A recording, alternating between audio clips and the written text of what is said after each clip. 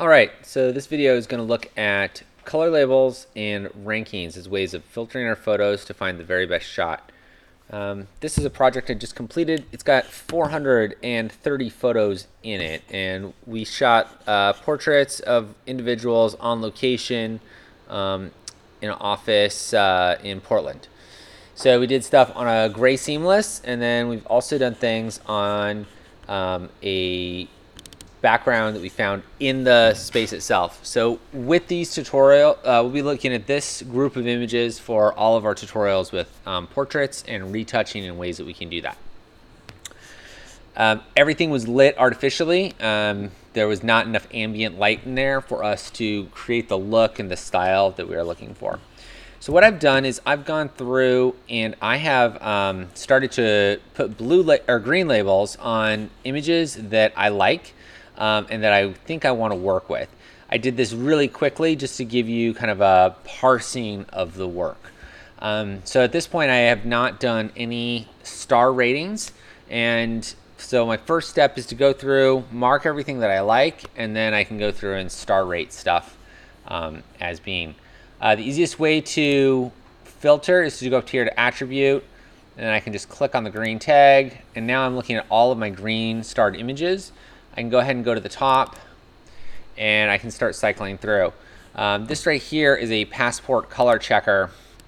It's got 24 squares on it, and we use this to obtain a good white balance with our image. So if I press W, and I can go over here and grab this as a neutral color target, and then we can see how our white balance has changed. So if I go between import and custom, we can see that that's changed a bit.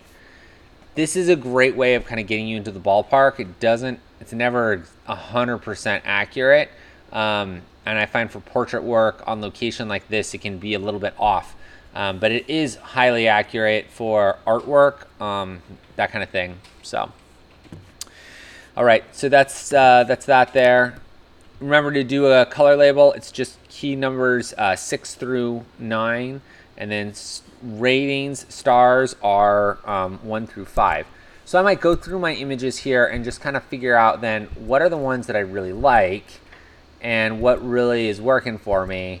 And when I find something that I really like, maybe this one here, I'm going to go ahead and put a star on that, and so it'd be flagged as a 1, and that makes it easier to look at that or come back to it later on. Now let's say there's a variety of images that I'd want to look at the same time.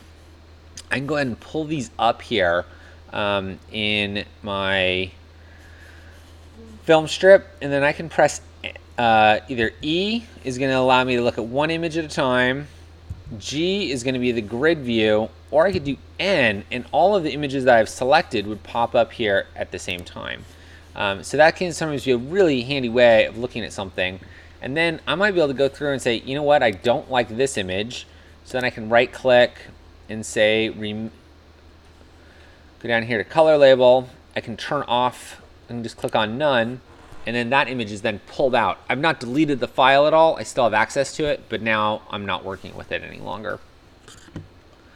Maybe I've got two images that are really similar to each other, and then I can choose which one that I want and narrow it down. I find with my clients, I try to give them fewer options. I try to do this hard work on the front end rather than letting them mull it around so much and become overwhelmed with it.